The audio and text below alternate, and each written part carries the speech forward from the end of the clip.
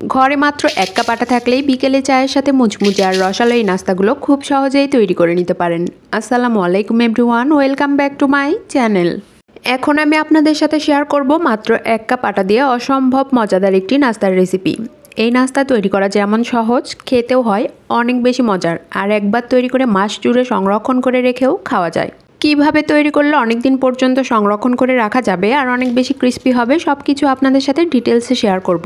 তাহলে আর কথা না বাড়িয়ে চলে যাচ্ছি মূল রেসিপিতে। নাস্তা তৈরির জন্য প্রথমে মিক্সিং বলে নিচ্ছি উঁচু করে 1 কাপ পরিমাণ আটা। আপনারা চাইলে আটার পরিবর্তে ময়দাও ব্যবহার করতে পারেন। স্বাদ মতো লবণ, 2 টেবিল চামচ পরিমাণ রেগুলার রান্নার তেল অ্যাড করার পর সবগুলো হাত দিয়ে ডলে ডলে ভালোভাবে মিশিয়ে নিচ্ছি।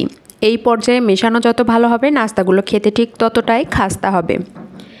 এমনভাবে মেশাতে হবে যেন মেশানোর পরে আটা হাতে মুঠি করলে দলা পেকে যায়। কিছু সময় মিশিয়ে নিয়েছি, মেশানোর পরে দেখুন আটা হাতে মুঠি করলে দলা পেকে যাচ্ছে আর ভেঙে দিলে ঝুরঝুরে হয়ে ভেঙে যাচ্ছে।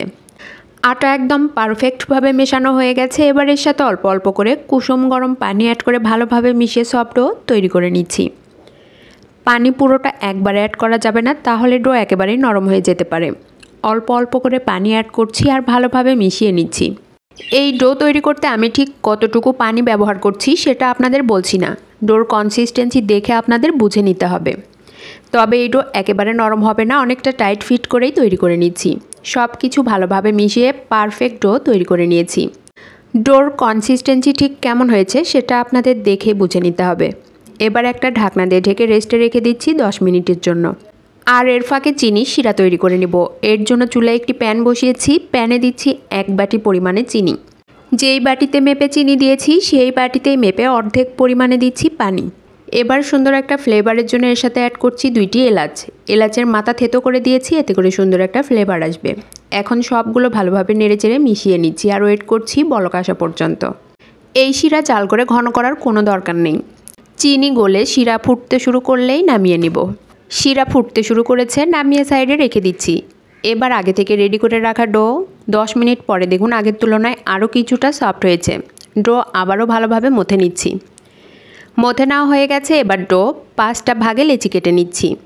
লেচি কেটে নেওয়া হয়ে গেছে। এখন এই লেচিগুলো একটা একটা করে রুটি তৈরি করে নিচ্ছি।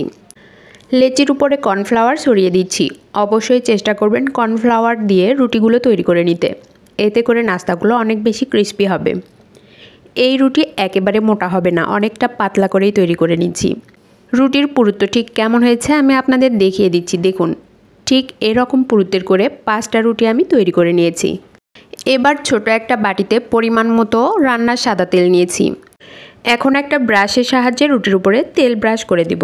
পুরোটাতেই খুব ভালোভাবে তেল ব্রাশ করে নিচ্ছি। তেল ব্রাশ করা হয়ে গেলে এর উপরে কর্নফ্লাওয়ার ছড়িয়ে দিচ্ছি। 1 চা চামচ পরিমাণ কর্নফ্লাওয়ার ছড়িয়ে দিয়ে পুরোটাতেই খুব ভালোভাবে মিশিয়ে নিচ্ছি। মেশানো হয়ে গেছে। এখন এর উপরে আরও একটা রুটি সমান করে বসিয়ে দিচ্ছি। একই প্রসেসে আবারও তেল ব্রাশ করে নিচ্ছি। তেল ব্রাশ করা হয়ে গেলে আবারও একই প্রসেসে কর্নফ্লাওয়ার ছড়িয়ে দিয়ে ভালোভাবে মিশিয়ে নিচ্ছি। আমি কিভাবে কাজটি করছি একটু খেয়াল করলেই বুঝতে পারবেন। 5টা রুটি আমি একই প্রসেসে সমানভাবে বসিয়ে নিয়েছি। এবার বেলনার সাহায্যে আবারও বেলে রুটিগুলো কিছুটা বড় করে নিচ্ছি। বড় করা হয়ে গেছে। এখন এর উপরে আবারও তেল ব্রাশ করে নিচ্ছি। তেল ব্রাশ করা হয়ে গেছে।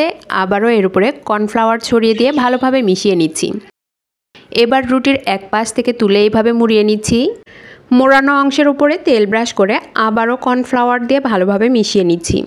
মেশানো হয়ে গেলে এবার রুটির এই পাশ থেকে তুলে মুড়িয়ে নিচ্ছি।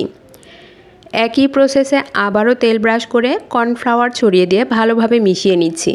মেশানো হয়ে গেছে। এবার রুটির এই পাশ থেকে তুলে ভাঁজ দিয়ে নিচ্ছি। একই প্রসেসে অপর পাশ তুলে ভাঁজ দিয়ে নিচ্ছি। এবার হাতের সাহায্যে চাপ দিয়ে রুটি কিছুটা বড় করে নিচ্ছি।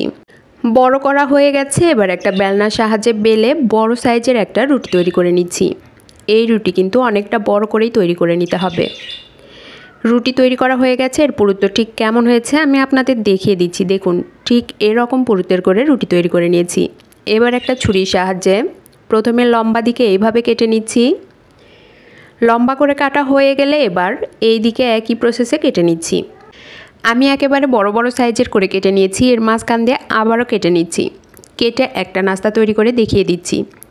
প্রথমে এই পাশ থেকে এইভাবে মুড়িয়ে ভাঁজ দিয়ে দিচ্ছি। এরপর অপর পাশেরটা একইভাবে ভাজতে এই পাশে মিল করে সিল করে দিচ্ছি। এতে করে নাস্তাগুলো আর তেলে ভাজার সময় খুলে যাবে না। আপনাদের বোঝার সুবিধার্থে আরও একটা তৈরি করে দেখিয়ে দিচ্ছি। সবগুলো নাস্তা আমি একইভাবে তৈরি করে নিয়েছি। আপনারা আপনাদের পছন্দ অনুযায়ী অন্য যে কোনোভাবেও তৈরি করে নিতে পারেন। এবার এগুলো ভাজার জন্য পর্যাপ্ত পরিমাণ তেল দিয়ে চুলায় একটি প্যান বসিয়েছি। প্যানে তেল হালকা গরম হয়েছে, একটা একটা করে নাস্তা গরম তেলে ছেড়ে দিচ্ছি। এই পর্যায়ে চুলার হিট রয়েছে মিডিয়াম টু লোতে। চুলার হিট কোনোভাবেই অতিরিক্ত বাড়ানো যাবে না, তাহলে নাস্তার উপরে দ্রুত কালার চলে আসবে, পুড়ে যাবে, ভেতর পর্যন্ত একেবারে ক্রিস্পি হবে না। চুলার হিট কমিয়ে ধীরে ধীরে ভাজতে হবে, তাহলে নাস্তাগুলো অনেক বেশি ক্রিস্পি হবে আর অনেক দিন পর্যন্ত সংরক্ষণ করে রেখে খাওয়া যাবে। নাস্তার এক পাশ হয়ে আসলে তারপর উল্টে আরেক পাশ ভাজতে হবে। প্রথমেই উল্টে পাল্টে ভাজতে গেলে নাস্তাগুলো কিন্তু ভেঙে যাবে।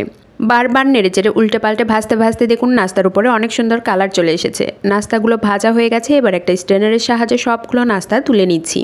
তুলে নেওয়া হয়ে গেছে। এখন আগে থেকে রেডি করে রাখা চিনি শিরার মধ্যে নাস্তাগুলো দিয়ে দিচ্ছি। নাস্তাগুলো ভালোভাবে উল্টে পাল্টে চিনি শিরার সাথে মিশিয়ে নিচ্ছি। এরপর নাস্তাগুলো শিরা থেকে তুলে সার্ভ করছি। আপনারা চাইলে শিরার সাথে না মিশিয়ে ভাজা নাস্তাও কিন্তু খেতে পারেন। শুধুমাত্র ভাজা নাস্তা খেতেও অনেক বেশি মজার হয়। একটা ভেঙে দেখিয়ে দিচ্ছি কতটা মজার হয়েছে। আশা করি আমার রেসিপি আপনাদের সকলেরই অনেক ভালো লেগেছে। এতক্ষণ আমার সাথে থাকার জন্য সবাইকে অনেক অনেক ধন্যবাদ। আসসালামু আলাইকুম, আল্লাহ হাফেজ।